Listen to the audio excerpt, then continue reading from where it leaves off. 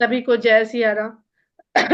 आज हम लोग रामचरितमानस अध्ययन के सेशन में हनुमान जन्मोत्सव के ऊपर हनुमान जी के ऊपर कुछ वार्तालाप करते हैं और अलका मिश्रा जी कुछ बताना चाहती है।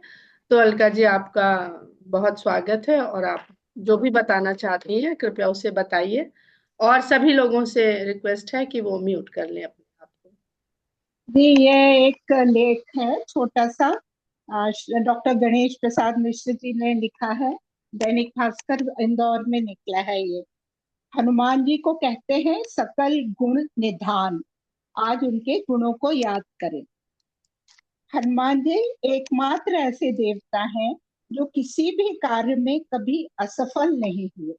उनके चरित्र में अतुलित पराक्रम, गहन ज्ञान और अपार शक्ति है, परंतु इसके बावजूद उनमें कभी अहंकार नहीं आया। सुंदर कांड के आरंभ में एक चौपाई आती है।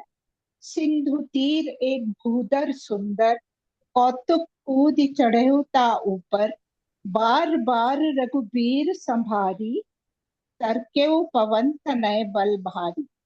अर्थात समुद्र के किनारे एक सुंदर पर्वत था। हनुमान जी खेल खेल में कूदकर उसके ऊपर जा चढ़े और श्री रघुवीर का स्मरण कर अत्यंत बल के साथ वहां से समुद्र को लांघ गए। यह संदेश यही है कि अपने व्यक्तित्व को स्थिर और जड़ नहीं, आत्मविश्वास से समृद्ध बनाना चाहिए। हनुमान जी को ऐसी ही साहस भरी सिद्धियों का धाम कहा जाता है। सिद्धियां वे गुण होती हैं जो जीवन में बड़ा परिवर्तन लाने की शक्ति रखती हैं। मार्कंडेय पुराण में जिन अष्ट सिद्धियों का उल्लेख है वो हनुमान जी के पास है।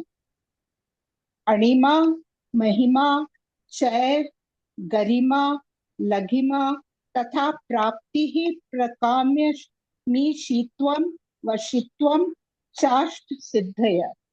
इस श्लोक में उनके 8 सिद्धियों का वर्णन है। हनुमान जी को सकल गुण निधान कहने का अर्थ ही यही है कि उनके स्वरूप में साहस, ज्ञान, विनय, भक्ति, सेवा, आत्मविश्वास, संयम और समर्पण के ये सभी गुण समाहित हैं। अणिमा, अरे माँ अणु से भी से भी सूक्ष्म बन जाने। सूक्ष्म बन जाने प्लीज म्यूट कर इस लीजिए। नीचे वो अणिमा, अणु से भी सूक्ष्म बन जाने की शक्ति। यह सिद्धि शरीर को इतना सूक्ष्म बना देती है कि कोई भी उसे देख या पकड़ नहीं सकता। हनुमान जी ने इस शक्ति का प्रयोग कर सूक्ष्म रूप में लंका में प्रवेश किया था। महिमा, विराट रूप धारण करने की शक्ति। हनुमान जी ने सुरसा के युद्ध के समय अपना विशाल रूप दिखाया और माता सीता को भी अपना महिमा युक्त स्वरूप दिखाकर उन्हें आश्वस्त किया कि वे राक्षसों से रक्षा करने में पूर्ण सक्षम हैं। गरिमा, अत्याधिक भारी हो जाने की शक्ति। इस सिद्धि के माध्यम से हनुमान जी ने स्वयं को इतना भारी कर लिया कि भीम जैसे बलशाली योद्धा भी उनकी पूंछ को हिला नहीं सके। यह घटना द्वापर युग में घटित हुई थी। लघिमा, अत्यंत हल्का बना लेने की शक्ति। हनुमान जी ने इस सिद्धि से स्वयं को इतना हल्का बना लिया कि वे एक पत्ते पर बैठकर माता सीता से वार्ता कर सके। प्राप्ति, कहीं भी बिना बाधा पहुंचने की शक्ति। इस सिद्धि से वे बिना किसी विघ्न के लंका पहुंचे और माता सीता को खोज निकाला। यह प्राप्ति केवल शारीरिक नहीं बल्कि मनोबल की भी थी। प्राकाम्य, इच्छाओं को पूर्ण करने की शक्ति। इस सिद्धि से साधक अपनी इच्छाओं को साकार कर सकता है। हनुमान जी ने बचपन में इस शक्ति से सूर्य को फल समझकर निगल लिया था। यह उनका सहज प्राकम्यता का प्रमाण है। ईशित्व, ईश्वर के समान नियंत्रण रखने की शक्ति। हनुमान जी में ईश्वर तुल्य नेतृत्व की क्षमता है। वे श्री राम की सेना के आदर्श सेनापति रहे, साथ ही पूर्ण रूप से समर्पित भक्त भी। यह सिद्धि उन्हें दिव्य नेतृत्व की का प्रतीक बनाती है। वशित्व, इंद्रियों का पूर्ण नियंत्रण की शक्ति। हनुमान हनुमान जी अखंड ब्रह्मचारी और पूर्ण जितेंद्रिय है। उन्होंने कभी कामनाओं को अपने ऊपर हावी नहीं होने दिया। जय सिया राम।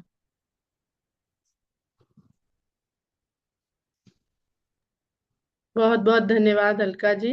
बहुत सुंदर आलेख आपने पढ़ा, और आशा है सबको बहुत कुछ इसमें समझ में भी आया होगा। अब अगर आप लोग कहें तो लंका कांड का आरंभ करें, या आप लोग कुछ और प्रस्तुत करना चाहते हैं आज हनुमान जन्मोत्सव के अवसर पर, तो उसका भी स्वागत है, जैसी सबकी इच्छा।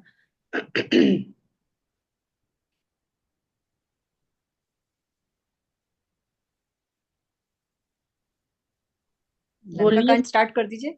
अच्छा, तो सभी लोग म्यूट कर लें, और हम लोग दोहा संख्या 2 के बाद से पढ़ते हुए आगे बढ़ते हैं। जे रामेश्वर दर्शन करिहई ते तनु तज मम लोक सिधरि हैं।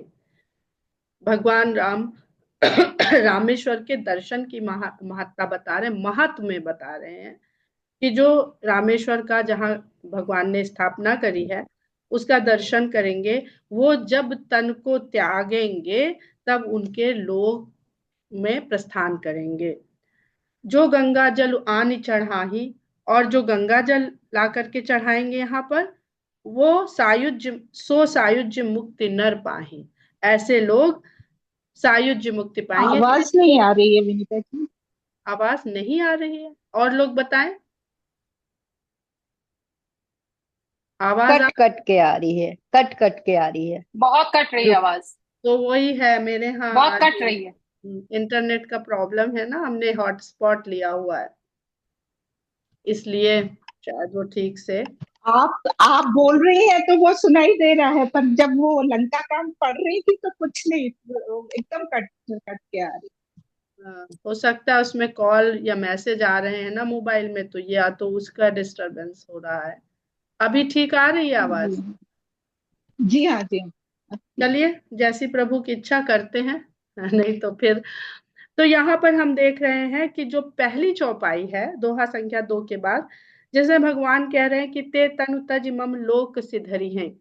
ये तो रामेश्वर के दर्शन और गंगा जल चढ़ाने का क्या महत्व है, क्या प्राप्ति है, उसके बारे में बता रहे हैं। पर अगर थोड़ा सा इसको सोच के देखें कि रामेश्वर की स्थापना से पहले कौन भगवान के लोक को सिधारा था, तो जटायु जी याद आते हैं। जटायु जी को भगवान ने प्राण त्यागने के बाद अपने लोक अपना स्वरूप प्रदान किया था, सारूप्य मुक्ति प्रदान करी थी। तो सारूप्य मुक्ति प्राप्त होगी तो भगवान के सालोक्य मुक्ति हुई। तो जो पहली मुक्ति है जो भगवान कह रहे हैं वो सालोक्य मुक्ति है, और दूसरी सायुज्य है, जटायु जी की सारूप्य है। अब यहाँ पर हम लोगों ने फिर से ये एक चर्चा करी थी, और लोगों के प्रश्न भी थे कि दशरथ जी को मुक्ति क्यों नहीं मिली। अब यहाँ पर देखिए तो ते तन तज मम लोक सिधरि हैं, और ये तन को त्यागने के बाद की मुक्तियों के बारे में बात हो रही है। पर दशरथ जी ने तन रहते राम, लक्ष्मण, भरत, शत्रुघ्न, सीता, मांडवी, उर्मिला, श्रुतकीर्ति, जीव की चारों अवस्थाएं, उसकी चारों क्रियाएं, स्वयं भगवान जिसने इनसे निकटता प्राप्त कर ली, सानिध्य प्राप्त कर लिया, उसके लिए कोई मोल रह गया तन त्यागने के बाद की मुक्ति का? तो दशरथ जी को हम ये ना सोचे कि अरे उनको तो मुक्ति नहीं मिली। दशरथ जी को जो प्राप्त हुआ वो शायद ही किसी को प्राप्त हो, इसलिए जो अन्य प्राणी हैं उनके लिए कि वो तन त्याग करके इन सब चीजों को प्राप्त करेंगे। और ये सब प्राप्त करने के पीछे उद्देश्य क्या है कि किसी न किसी रूप में भगवान का सानिध्य, भगवान का सामीप्य प्राप्त हो। और लक्ष्मण दशरथ जी की तो क्या ही भाग्य के कहने कि द्रवहु सो दशरथ अजिर बिहारी, भगवान उनके आंगन में खेलने आ गए, तो उनको आवश्यकता है क्या? ऐसी भक्ति उन्होंने पैदा कर ली कि भगवान को अपने आंगन में बैठा लिया, उनको उनके लोक जाने की आवश्यकता ही कहाँ रह गई। हम किसी को अपने यहाँ बुला लें, वो आ जाए, ये बहुत बड़ा प्रेम और स्नेह का बंधन है। जो बड़ा आदमी होता है, हम आदमी से इसलिए तुलना कर रहे हैं क्योंकि समझना आसान होता है। बड़े आदमी के यहाँ हमको निमंत्रण मिल जाए तो हम बड़े इतराते फिरते हैं। अंबानी के यहाँ से इनविटेशन आ जाए तो शायद सोशल मीडिया में सबसे पहले पड़ जाएगा और अपने मित्रों को जल्दी से जल्दी सूचित किया जाएगा कि अंबानी के देखो विवाह का हमको भी निमंत्रण आया है। पर कोई तुलना नहीं है। तो भगवान राम के लोक जाने को मिल जाए वो तो है ही भाग्य की बात, लेकिन भगवान हमारे आंगन में आ जाए और केवल आ जाए, वहीं बड़े हुए, खेलें कूदें, विहार करें, तो हम लोग दशरथ जी से कभी भी किसी भी जीव की तुलना करने के काबिल नहीं है। और आगे कहते हो या काम जो छल तज से ही भगत मोरित ही शंकर दे। जो छल को त्याग कर, तन नहीं त्यागे, इस तन में जो एक रहता है छल, उसको त्याग करके निष्काम भाव से जो पूजा करेंगे उनको शंकर मेरी भक्ति देंगे। अब निष्काम को गोस्वामी जी अकाम लिख रहे हैं। क्यों लिख रहे हैं? क्योंकि शंकर जी ने कामदेव का अंत किया है। तो अगर, और हम शंकर जी के पास जाते कैसे हैं? सकाम भावना से जाते हैं, हमको ये मिल जाए, हमको वो मिल जाए, तो भक्ति नहीं मिलती है। अगर हम अकाम हो करके, जिसको शंकर भगवान समाप्त कर चुके हैं, हम उस तरह से जाएंगे तभी ना शंकर भगवान को लगेगा कि ये मेरा सच्चा भक्त है। जिसको वो भस्म कर चुके, हम उसको साथ में टांग के लेके जा रहे हैं अपने मन के भीतर, अपने दिमाग के भीतर, अपने बुद्धि के भीतर। तो कोई अकाम जो छल तज से ही भगत मोर तेहि शंकर। और मम कृत सेतु जो दर्शन करही, मेरे द्वारा किए गए रचे गए इस सेतु का जो दर्शन करेगा, तो रामेश्वर का दर्शन हो गया, रामेश्वर में जलाभिषेक हो गया, गंगा जल का अभिषेक हो गया, और शंकर के पास जाए कैसे ये हो गया। और जब भक्ति मिल गई तब क्या हुआ कि राम सेतु का दर्शन करा। अब सेतु का दर्शन क्यों किया जाता है? इसीलिए किया जाता है कि भाई सेतु का लाभ उठाया जाए। बहुत बढ़िया फ्लाईओवर बन गया, पर हम जाएं गाड़ी से और देख के चले, नहीं जी हम तो उसी पुराने रास्ते से जाएंगे, तो कोई लाभ हुआ उस फ्लाईओवर के पास जाने का या उसके निर्माण कराने का? कोई लाभ नहीं हुआ। तो मम कृत सेतु जो दर्शन करही, सो बिनु श्रम भव सागर तरही। वो बिना श्रम के और बिना श्रम के तर जाए लोग, इसीलिए उन्होंने इस सेतु का निर्माण कराया। अब ये सेतु है कौन सा? ये सेतु वो सेतु हमने बाल कांड में इसको बताया था कि वेदों में धर्म जिसे बताया गया है, वो धर्म धारण करके मनुष्य उस जीवन को इस संसार में जी सकता है कि नहीं, ये राम ने अवतार लेके मनुष्य नर रूप में लेकर के उसी तरह मर्यादा को निभाते हुए, धर्म को निभाते हुए जीवन जिया। तो ये राम का चरित्र वो सेतु।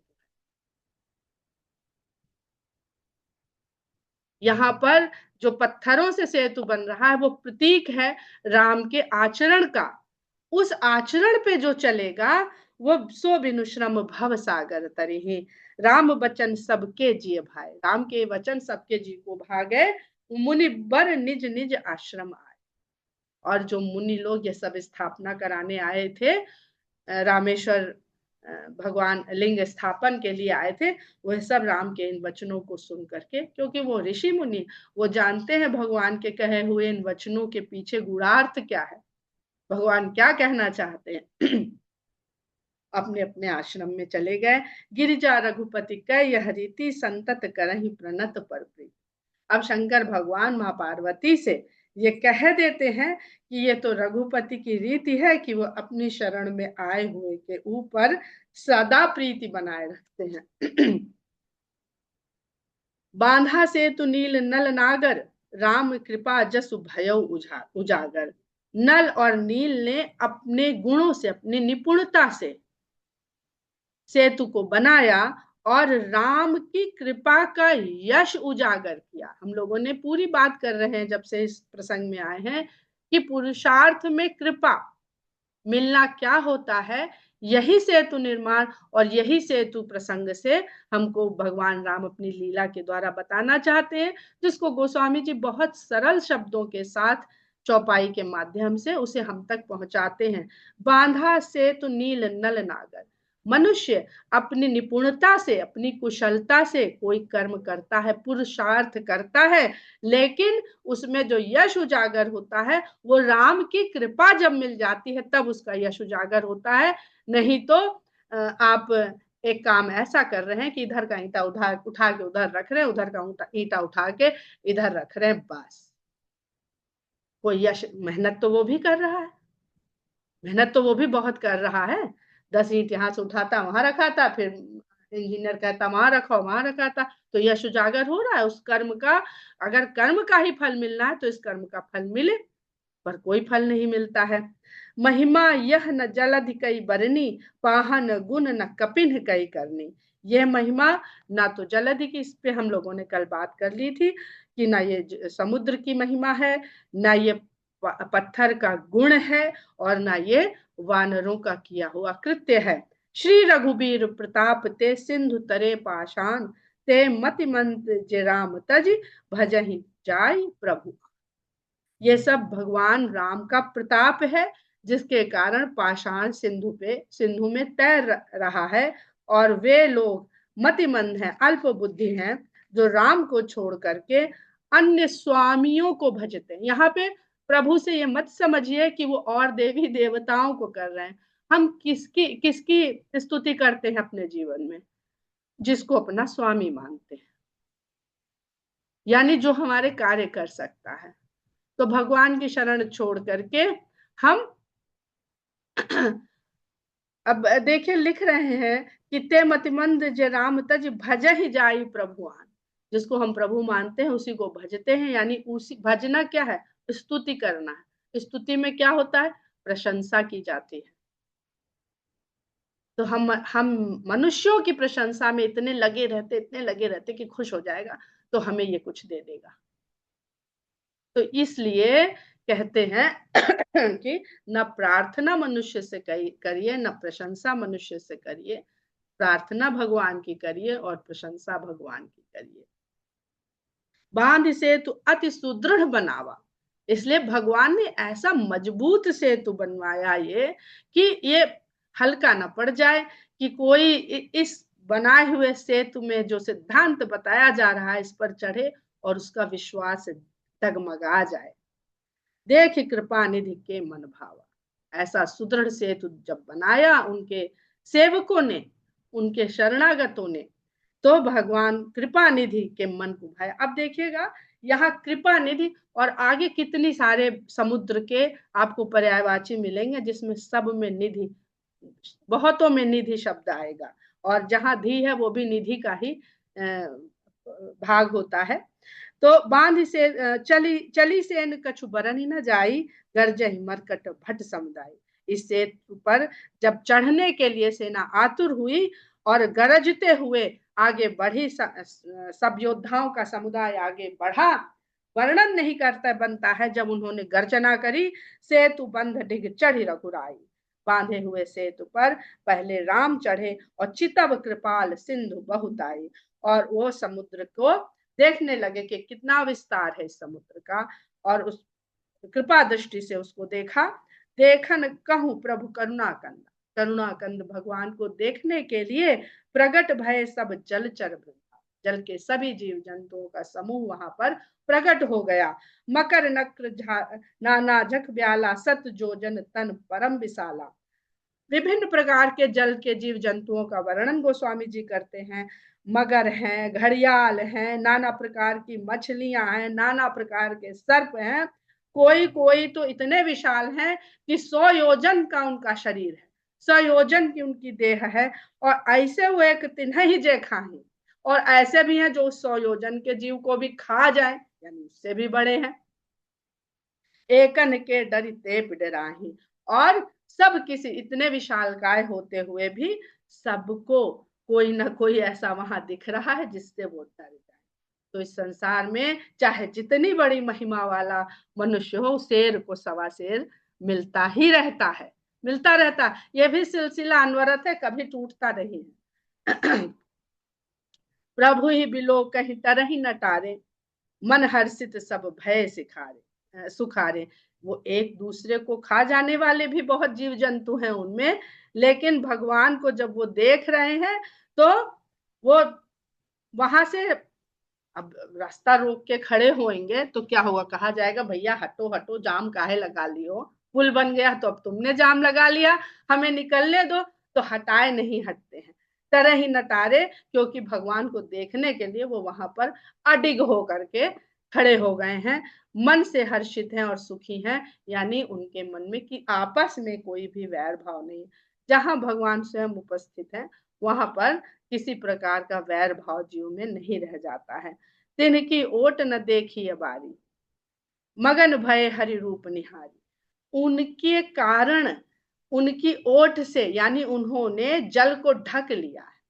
तिनकी ओट न देखी बारी, उनकी ओट के कारण जल तो दिखाई ही नहीं पड़ रहा है।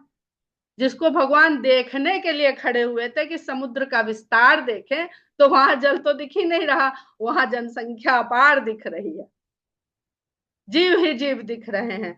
मगन भय हरि रूप निहारी, और सब भगवान के रूप को निहारते हुए मग्न है। चला कटक प्रभु आय सुपाय। अब भगवान ने कहा कि इनको वंचित क्यों किया जाए, जब ये हटना नहीं चाहते हैं।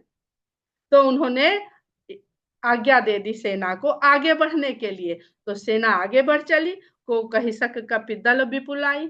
अब इस वानर दल की विपुलता को, कि कितनी संख्या, ये कौन बताए। यानी पहले तो जब वो देखने आया था रावण का दूत, तब तो वो बता बता गया कि पदुम 18 जूथप बंदर, यहाँ पर संख्या नहीं है। जब रावण की तरफ से कोई देखेगा तो उसको फिर भी संख्या दिखाई देगी, लेकिन राम की कृपा से कितने लोग इसमें चल के पार हो जाएंगे, उनकी कोई संख्या नहीं, अनगिनत है। कब तक कौन पार होता रहेगा ये कोई नहीं जानता है। कि भगवान का नाम, भगवान की महिमा, भगवान की चरित्र को पढ़ते हुए इस भगवान के चरित्र रूपी सेतु से कितने लोग पार होंगे ये कोई नहीं जानता है। सेतु बंध भई भीर अति, कपि पथ नभ, कपि नभ पंथ उड़ाई, अपर जल चरहनी ऊपर चढ़ी चढ़ी पार ही जाए। सेतु बंध चुका है, पर इतनी भीड़ हो गई है उस सेतु पर कि कुछ कुछ वानरों को आकाश मार्ग से उड़ के चले जा, कि भाई हम तो, अरे जब उड़ लेते थे तो पहले भी उड़ के जा सकते थे। ये कहा जा सकता था भाई जो उड़ने में सक्षम है वो सेतु बनता है तब तक आप लोग उड़ के आगे पहुंचो। लेकिन ये जो उड़ने की क्षमता आई है ये भगवान की कृपा से आई है। जब वो सेतु बंध गया है और चलने को तत्पर हो गए हैं, तब भगवान की कृपा से सबकी जो योग्यता है वो अलग अलग, सबके भीतर एक सी योग्यता नहीं है। इस भव सागर को पार करने के लिए कोई जल में तैर के पार करेगा, कोई उड़ के पार करेगा, पर सब में खतरा बहुत है। राम के बिना हम तैरेंगे तो कौन सा जलचर खा जाएगा। हनुमान जी को खींच लिया था, तो हनुमान जी ही ऐसे थे जो अकेले हर मुसीबत का, हर विघ्न को पार कर गए। लेकिन हनुमान जी जैसा भक्त नहीं है, हम लोग तो बहुत निकृष्ट टाइप के जीव हैं। तो हमको कब कोई जलचर खा जाएगा, या हम उड़ के जाएंगे तो भी वो उड़ रहे हैं उनको भी खींच लेती है, उनकी छाया देख के खींच लेती है। तो अब भगवान का जब साथ हो गया तो जो छोटे मोटे वानर थे वो भी उड़ के जा सकने में समर्थ हो गए हैं। और तैर के जाने में जलचर के खाने का भी खतरा है और डूब जाने का भी खतरा है। तैर के जाने में बहुत अधिक खतरा है और उड़ के जाने की सामर्थ्य सबके पास नहीं है। संपाति बैठे थे, उड़ सकते थे, पर क्यों नहीं उड़ पाए, क्यों नहीं जा पाए, कि हम बस देख के बता देंगे, क्योंकि वो पहले ही अहंकार से अपनी उड़ने की क्षमता को नाश कर चुके थे, घटा चुके थे। सूर्य की तरफ उड़ान भरी थी ना, तो दृष्टि तो रह गई थी, लेकिन उनके जो पंख की शक्ति थी वो खुद ही जला लिए थे। तो अहंकार हमारे सामर्थ्य को किस प्रकार क्षीण कर देता है या नष्ट कर देता है। तो इसलिए बहुत सारे वानर जो जलचर थे, जो जल के जीव जंतु थे, उनके ऊपर चढ़ चढ़ के पार जा रहे हैं। यानी सब एक दूसरे का सहयोग कर रहे हैं। बहुत सारे लोग संसार में ऐसे होते हैं जो दूसरे का कंधे का सहारा लेकर भवसागर पार कर जाते हैं। किसी ऐसे योग्य कल्याणकारी मनुष्य का साथ मिल जाता है तो उसके कंधे पे चढ़ के पार हो जाते हैं, उसका पकड़ लिया पीछे से, उसके साथ पार हो गए। तो ये बहुत सारे यहाँ पर गोस्वामी जी बातें बताना चाह रहे हैं। अस कौतिक बिलो की दो भाई, इस खेल को जब राम और लक्ष्मण दोनों जन ने देखा, बहुत सुंदर तात्पर्य है राम और लक्ष्मण के, बिहस चले कृपाल रघुराई, कृपा के धाम भगवान राम हंस के चल पड़े। जब कहीं चलिए ना किसी कठिन कार्य के लिए, तो हंस के आगे बढ़िए तो सफलता मिलेगी। डर के आगे मत बढ़िए, शंका से आगे मत बढ़िए। हंस के चलेंगे तो पहला सकारात्मक आपने प्रयोजन अपने कार्य का कर दिया। सेन सहित उतरे रघुवीरा, कहीं न जाई कपि जूथप भीरा। सेना के सहित राम उस पार उतर गए। अब देखिए, जो राम छोटी सी गंगा नदी, समुद्र के आगे तो गंगा नदी बहुत छोटी है समुद्र के सामने, पर उससे पार उतरने के लिए गिड़गिड़ा रहे थे केवट के सामने कि भैया पार उतार दो ना, और वो मना कर रहा था। एक केवट केवल अकेला ऐसा भगवान का सेवक मिला जो भगवान ने उससे कहा और उसने मना कर दिया, और सब देखा करते थे कि भगवान के मुंह से कुछ निकले और हम करें पूरा। और यहाँ पर भगवान की कृपा से सेना सहित उतरे रघुवीर, सेना के सहित भगवान राम पार उतर गए। और जो वानरों के समूहों की भीड़ उस पार इकट्ठी हुई है, उसको कहते नहीं बनता है, अवर्णनीय है, अकथनीय है। सिंधु पार प्रभु डेरा कीन्हा, सकल कपिन कहूँ आए सुदेना। समुद्र के उस पार जाकर के भगवान ने डेरा डाला और सभी वानरों को आदेश दिया, क्योंकि 5 दिन से तो सब लगे हुए थे सेतु निर्माण में, खाना पीना छोड़े हुए, त्यागे हुए। खाओ जाहि फल मूल सुहाए, सुनत भालु कपि जह तह जाए। जाओ जिधर भी तुमको फल मूल इत्यादि मिले उसको खाओ, अपनी तृप्ति करो। और वही जब हनुमान जी ये कह सकते हैं कि मोहि कहाँ विश्राम, तो अब ये भी तो जब प्रभु का कार्य, सेतु बनाने का कार्य जो सौंपा गया था, तो अब इनको भी भगवान कहते हैं कि भाई अब खा पी भी लो। और बड़ी ही सुंदर बात है कि अगर वो वानर और भालू जो है उनको कोई रसोई बनाने की जरूरत नहीं होती, वो प्रकृति से प्राप्त फल फूल से मूल से अपना पेट भर लेते हैं। तो सारे भालू और वानर इधर उधर तौर पर बिखर गए पूरे क्षेत्र में। सब तरु फरे राम हित लागी, राम के कारण सभी वृक्षों में फल लग गए। ऋतु अरुकुरित काल गति त्याग, ऋतु हो उस फल की ना हो, काल की गति त्याग करके सब वृक्षों में फल लग गए। खाहि मधुर फल बिटप हलावही, लंका सन्मुख शिखर चला वही। फल खाते हैं और पेड़ों को हिला डालते हैं और बड़े बड़े पत्थर उठा उठा के लंका की ओर फेंकते हैं, जोश से भरे हुए हैं, ऐलान कर रहे हैं कि हम इधर आ चुके हैं। जहाँ कहूँ फिरत निशाचर पावही, घेर सकल बहु नाच नचावही। और तितर बितर हो गए बहुत बड़े से क्षेत्र में, तो यदा कदा कहीं कहीं कोई निशाचर भी मिल जाता है तो उसको घेर के खड़े हो जाते हैं। उन्हीं के क्षेत्र में आ गए हैं और भगवान के साथ आए हैं, तो अब किसी का डर नहीं के मन में। निशाचर को घेर लेते हैं, जहता हूँ फिरत निशाचर पावई, घेर सकल बहु नाच नचावई। और उससे कहते हैं नाच दिखाओ नाच दिखाओ, तब जाने देंगे। दसनन काट नासिका काना, कह प्रभु सुजस देहि तब जाना। उसको नाखून से, दांतों से काटते हैं। दसनन काट नासिका काना, नाक और कान काटने में सब बहुत सीख गए हैं इस बात को कि लक्ष्मण जी ने जिस तरह से शूर्पणखा को दंडित किया था, उतना दंड तो बनता है राम जी के अनुयायी को, पीछे पीछे चलने वाले को। तो वो काटते हैं नाक कान दांतों से, और जब तब छोड़ते हैं, छोड़ देते हैं जब वो भगवान का यश कहने लगता है, तब उसे छोड़ देते हैं। जिनकर नासा कान निपाता, जिनके नासिका और कान काट लिए, तिन्ह रावण नहीं कही सब बाता। वे रावण के पास जाकर के यहाँ का सब हाल बताते हैं। सुनत श्रवण बारिधि बंधाना, दस मुख बोली उठा गुलाल। रावण ने सुना कि समुद्र को बांध लिया है, यानी सेतु निर्माण कर लिया है, उससे पार आ गए हैं। तो रावण दस मुख दशानन अकुला उठा और कहता है, बांध्यो बन निध नीर निध जलध सिंधु बारिश, सत्य तोय निध कंपति उदधि पयोधि नदीश। देखिए 10 मुख है और समुद्र के पूरे 10 पर्यायवाची गोस्वामी जी ने इस दोहे में। अब इसके पीछे वो क्या कहना चाहते हैं इस गूढ़ार्थ को कभी समझ में भगवान की कृपा होगी तो समझ आएगा, या कोई समझा देगा तो समझ आएगा। तो ये भी बहुत समझने की बात है। बांध लिया है वन निधि नीर निधि जलधि सिंधु बारिश, क्या सच में बांध लिया है?